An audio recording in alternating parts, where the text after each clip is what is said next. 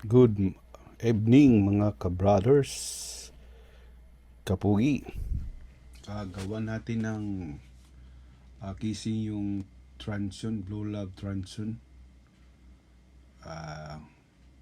Kasi yung paggamit natin baka masira kung wala tayong kissing.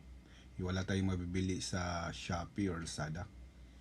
Isusukat natin, yung Transsion natin is 16 inches and yung diameter niya is 28 mm diameter. So yung 1 inch diameter na blue pipe PVC hindi pwede kasi 25 mm lang yun.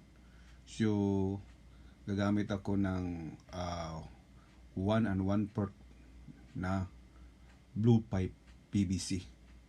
Yung sukat niya is 35 mm. So okay, may kasya siya, din may extra pa siya na space.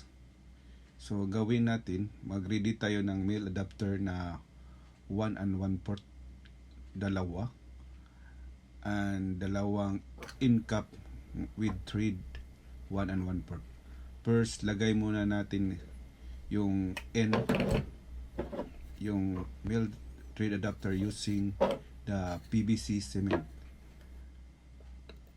Itong PVC cement natin is sobra-sobra lang to, parang walang laman. Ang gaan-gaan. So, talagang walang laman. So,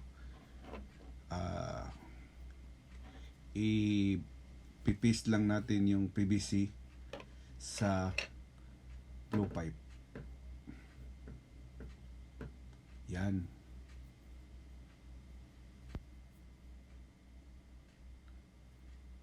Tapos yung male thread adapter, pasok lang natin yan. Okay. So after na mapasok,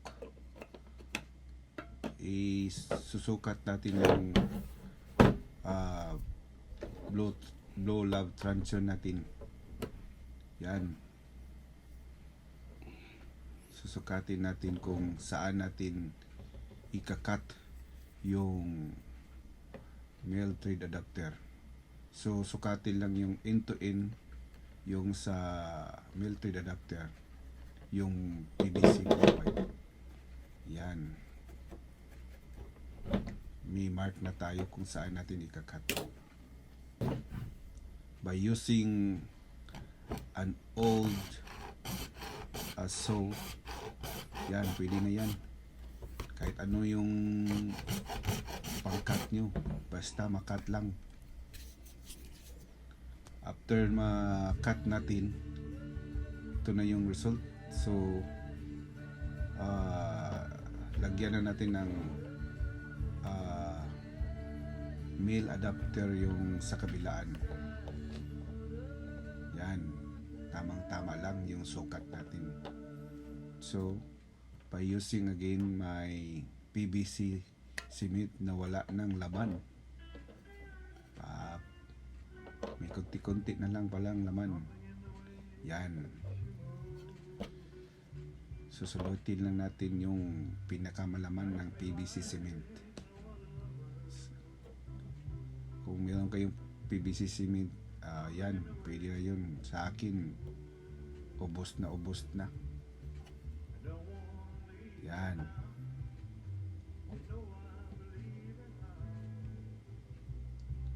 Yun pala, yung male thread adapter is, yung price niya is 40 pesos plus, at saka yung end cap with thread is 40 pieces plus.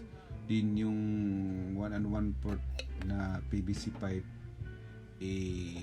sobra-sobra lang to sa mga gamit namin. Yan. Pagkatapos, lagyan lang ng mga soap dito, yung mga pwede foam or yung something soap para yung blue love hindi masisira. Ilagay lang yun sa kabila. Ayan. saan yung gusto. Sa akin, dito close lang talaga kasi dito ko yung yan siya ipapasok. So, both ends, yung end cap, lagyan lang ng mga foam para hindi yung nasisira yung blue lab truncheon natin. Yan. Meron na tayong casing for blue lab truncheon. Easy to make. Yan. Wow. So, kayong magbalak na yung mga may blue lab truncheon, ito lang gawin yung para casing. So, ayos na. Okay? So, easy to make. Bye!